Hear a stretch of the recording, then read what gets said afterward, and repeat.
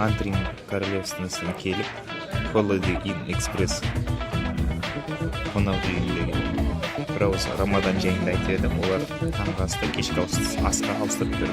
Кешкі асқа осындай тамақ беріп отыр. Үлкен рахмет. Ниеттеріңіз қабыл болсын. Тамақты жеп осыншама бөлек қалдық. Қалар барлығын бөлін жеп қойдым. Дегенмен Рамадан айында көп тамақ жеу, білмеймін, әркімге әрқалайды.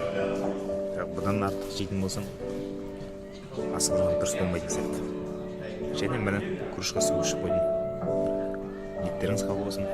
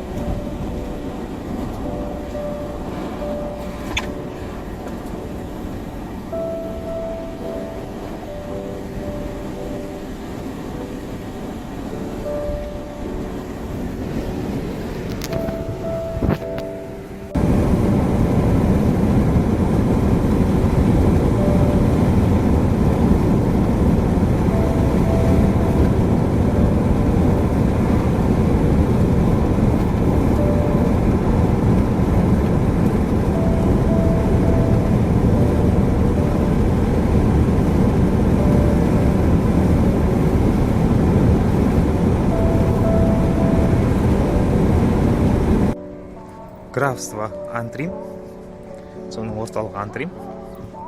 Мынау бүкіл маркеттердің орталығы.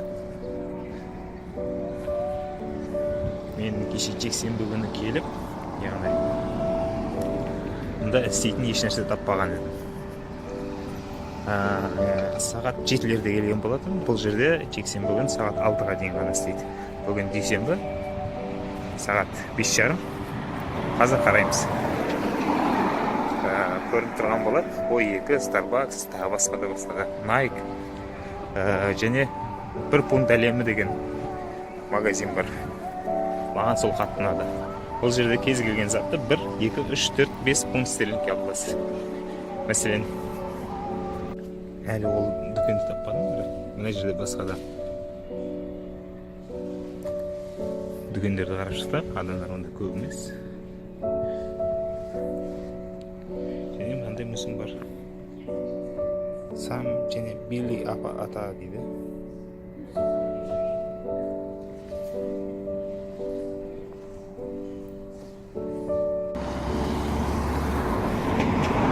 Holiday Inn Express қонақ үйі. Бұл жерде Booking.com сервисі арқылы емес, тікелей келіп қонсаңыздар да болады. Бағасында ешқандай айырмашылық болмайды. Менің тапсырыс бергенім солай болып шықты. Мына жерге келген кезде Booking.com'нан ашылмай қалды. Тек келесі күні ғана. Егер де алдын ала әрекет етпесеңіздер, 80 фунт стерлингке жуық ақшаларын жоғалтып алуларыңыз мүмкін. Немесе біраз уақытқа дейін ол ақшаларыңыз сіздерде қол жетімсіз болады. Мишлен деген жазу бар. Сол жерге барып көріп, не жайында екен тамашалауға бар жатырмын. Азда деген үлкен паркет орталығы. Британияда жалпы Азданың осы жақында қабылдаған саясатына байланысты, Азда емес, ол жанар жағармай құю бекеттеріне байланысты екен ғой. Ол жерде бір машинаңыздың майын толтыру 99 фунт стерлингке тең, өйткені ол бір аптаға қол жетімсіз болып қалады. Ол кезде сіз ақшаңыз пайдалана алмайсыз, бірақ өзіңізге керекті майыңызды құйып ала аласыз. Ол тек бір аптадан кейін ғана босатылады, бұғаттан шешіледі. Оған дейін бұғатталып тұрады. Ол алдап кетпеу үшін, басқа да болмау үшін, немесе жанар жағармай бекетіне ешқандай зақымның келмейтініне көз жеткізу үшін жасалған әрекет. Дегенмен ол көптеген жүргізушілерге жағымды нәтижесін беріп жатқан жоқ. Сол себепті олар қайтадан ол саясатын алып тастайтын шығар. Бұл жақта машинаның қарама қарсы басқа әлемдермен жүру ережесіне байланысты кішкене жан-жақтарыңызға қарамасаңыздар, әзір үйреніспеген адамға оңай емес.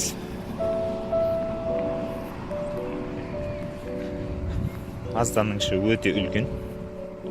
Мынау кішігірім қалаға арналған үлкен маркет. Бұл жерде парковкамен ешқандай мәселе жоқ.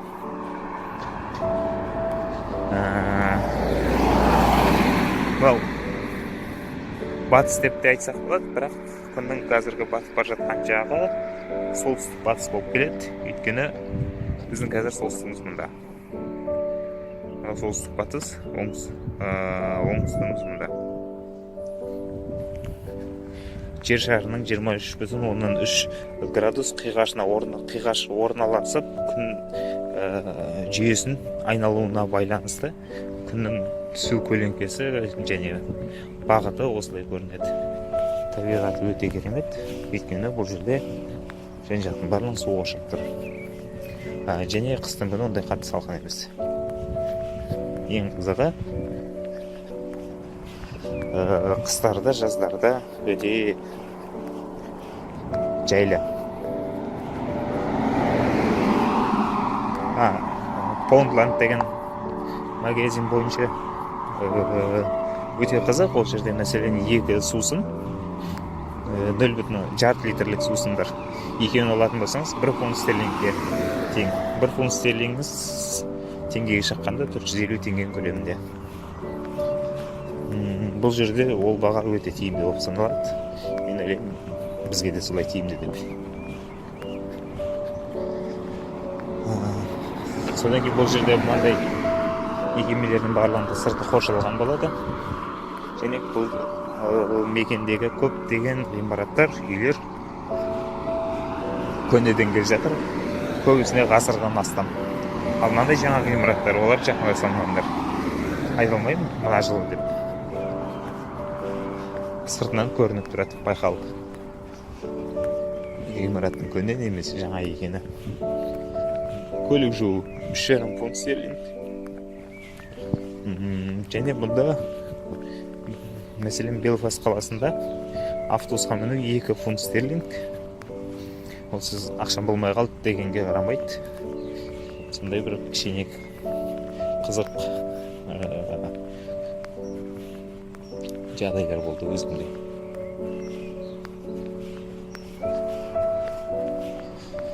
Осындай бір қызық ғимарат. Мынандай бір Antrim Castle Gardens деген бақшаға келді. Өте керемет көгалды жер. Талдары өте биік. Сондай биік арасына күнде түспейді.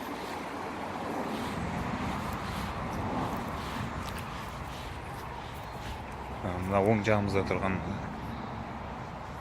қоршағымыз неге екенін білмедім, бірақ қасында прожектор менен камера бар. Әрбір 100 метр ма 50 метрге аралықта. белгіленген, нөмірленген 18-19 деген камералардың жазуы бар.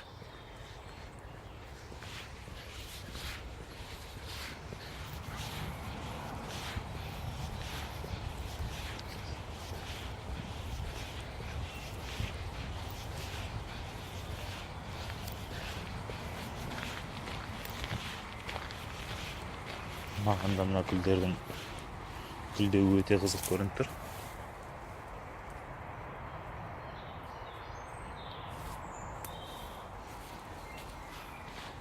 Шыбындары Қазақстандікіне ұқсайды екен.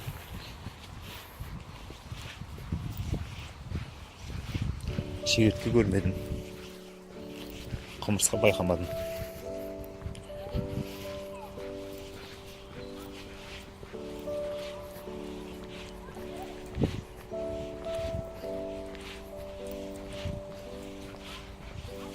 Дегенмен андай биік талдардың арасында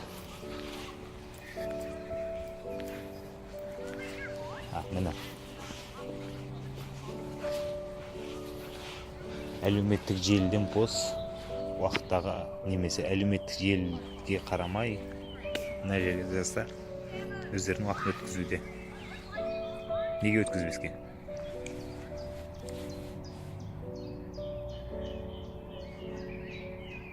Маған қарап тұр, менің өзімде.